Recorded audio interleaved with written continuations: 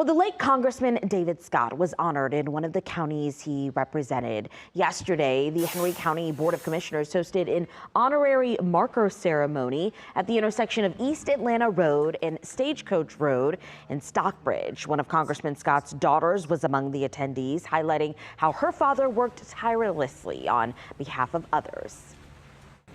Yes, my father was a hard worker. He was dedicated to his community. He represented, but again, he was a representative of the people here in this district.